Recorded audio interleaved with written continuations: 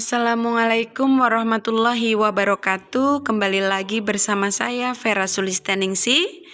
Pada kesempatan kali ini saya akan membahas pelajaran PPKN kelas 7 semester 2 bab 5 dengan judul kerjasama dalam berbagai bidang. Pada pertemuan kedua ini nanti saya akan membahas yang pertama, kerjasama dalam bidang kehidupan ekonomi. Yang kedua, kerjasama dalam bidang kehidupan pertahanan dan keamanan negara. Dan yang ketiga, kerjasama antar umat beragama. Silakan kalian buka buku paket PPKN kelas 7 revisi yang terbaru, halaman 120 sampai 125.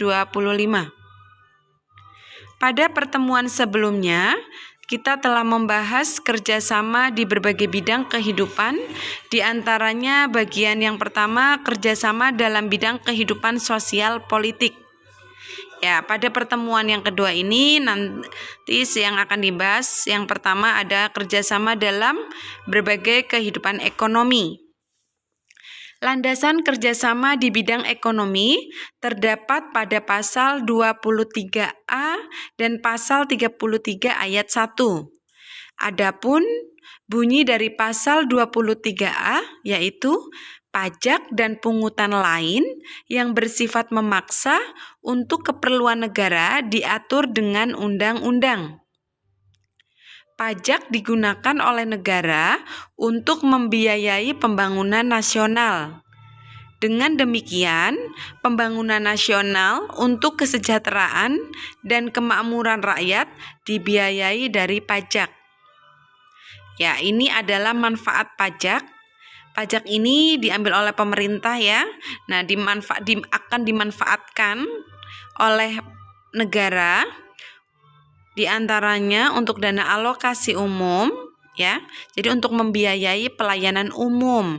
Di antaranya ya dana alokasi umum, ada pertanian, ada penegakan hukum, pertahanan dan keamanan, pendidikan, transportasi, kesehatan, subsidi bahan bakar dan infrastruktur. Ini semua dibiayai oleh pajak.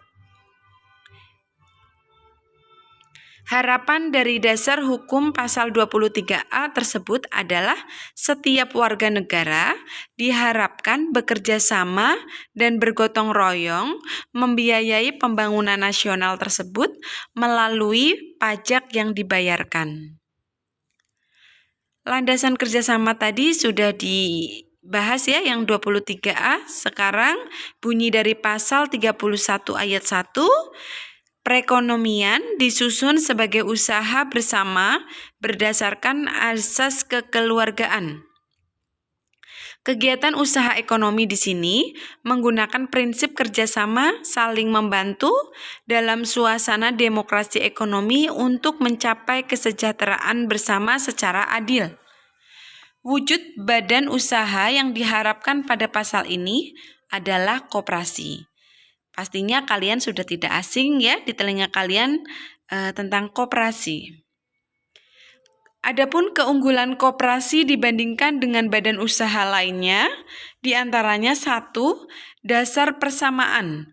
Artinya, setiap anggota dalam koperasi mempunyai hak suara yang sama. Entah itu anggota yang sudah lama atau baru masuk, apabila mereka sudah sama-sama menjadi anggota koperasi, mereka antara yang senior atau junior itu sama-sama mempunyai hak suara yang sama. Yang kedua, persatuan. Artinya, dalam koperasi setiap orang dapat diterima menjadi anggota tanpa membedakan agama, suku bangsa, dan jenis kelamin. Yang ketiga, pendidikan. Artinya, koperasi mendidik anggotanya untuk hidup sederhana, tidak boros dan suka menabung. Dan yang keempat, demokrasi ekonomi. Artinya, imbalan jasa yang disesuaikan dengan jasa masing-masing anggota berdasarkan keuntungan yang diperoleh. Dan yang kelima, demokrasi kooperatif. Artinya, koperasi dibentuk oleh para anggota, dijalankan oleh anggota, dan hasilnya untuk kepentingan anggotanya. Berdasarkan keunggulan ini, koperasi sangat baik dikembangkan dengan sungguh-sungguh, jujur, dan baik sebagai wahana yang ampuh untuk mencapai suatu masyarakat yang adil dan makmur. Menurut Muhammad Hatta pada pasal 33 ayat 1 Undang-Undang Dasar Negara Republik Indonesia tahun 1945 merupakan soko guru sistem perekonomian di Indonesia. Yang kedua, kerjasama dalam berbagai kehidupan, pertahanan, dan keamanan negara. Landasan hukum kerjasama dalam bidang pertahanan dan keamanan negara pada pasal 27 ayat 3 dan pasal 30 ayat 1, 2, 3, 4, 5 pada Undang-Undang Dasar 1945. Adapun bunyi pasal 27 ayat 3, yaitu setiap warga negara berhak dan wajib ikut serta dalam upaya pembelaan negara. Adapun bunyi pasal 30 ayat 1, 2, 3, 4, 5 yaitu 1. Tiap-tiap warga negara berhak dan wajib ikut serta dalam usaha pertahanan dan keamanan negara. Yang kedua, usaha pertahanan dan keamanan negara dilaksanakan melalui sistem pertahanan dan keamanan keamanan rakyat semesta oleh Tentara Nasional Indonesia dan Kepolisian Negara Republik Indonesia sebagai kekuatan utama dan rakyat sebagai kekuatan pendukung.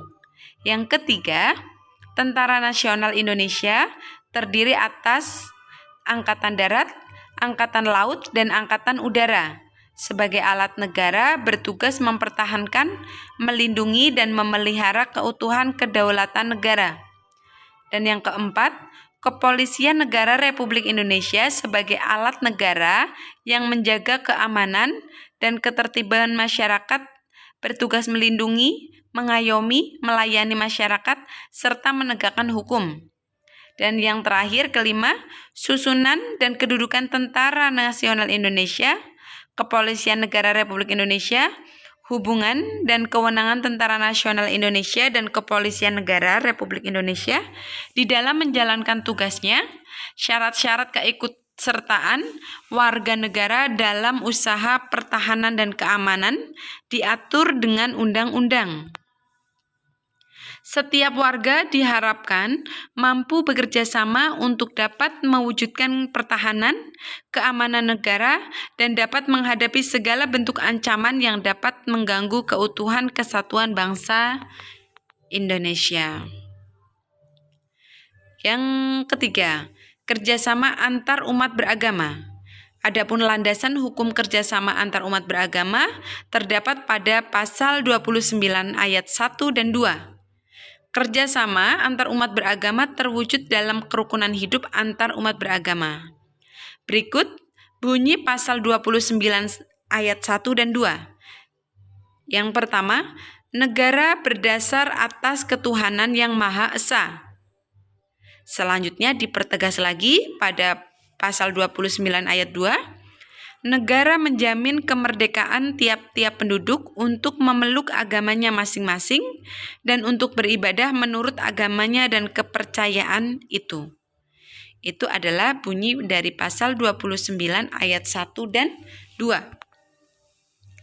Untuk dapat menanamkan kerjasama di berbagai bidang di bawah ini, sikap yang perlu dihindari. Di antaranya ada sikap fanatik, yaitu sifat yang merasa dirinya paling benar. Contohnya misalkan ada seseorang yang memiliki perbedaan agama dengan tetangganya atau orang lain, dan orang itu merasa bahwa agamanya itu adalah agama yang paling benar dan menganggap agama yang lain itu tidak benar. Itu adalah sikap fanatik yang perlu dihindari, ya. Yang kedua ada sikap individualis, yaitu sifat yang lebih mendahulukan kepentingan sendiri. Jadi mengutamakan kepentingan sendiri tanpa memikirkan kepentingan umum. Yang ketiga ada sikap eksklusivisme, yaitu sikap selalu memisahkan diri dari kehidupan sosial di masyarakat karena ada jurang pemisah akibat perbedaan suku bangsa, adat istiadat, agama, dan bahasa daerah. Contohnya misalkan kalian sebagai orang Kebumen yang logat ngomongnya menggunakan bahasa Ngapak, apabila kalian suatu saat kerja di Jakarta, kalian tidak boleh merasa menganggap atau memisahkan diri kalian karena bahasanya yang berbeda dengan tetangga atau dengan temannya. Ya, itu adalah eksklusivisme. Jadi merasa memisahkan diri karena memang tidak sama. Itu juga harus dihindari. Yang keempat ada sikap primordialisme, yaitu perasaan kesukuan yang berlebihan. Jadi merasa bahwa sukunya itu adalah suku yang paling baik, suku yang paling sempurna, ya.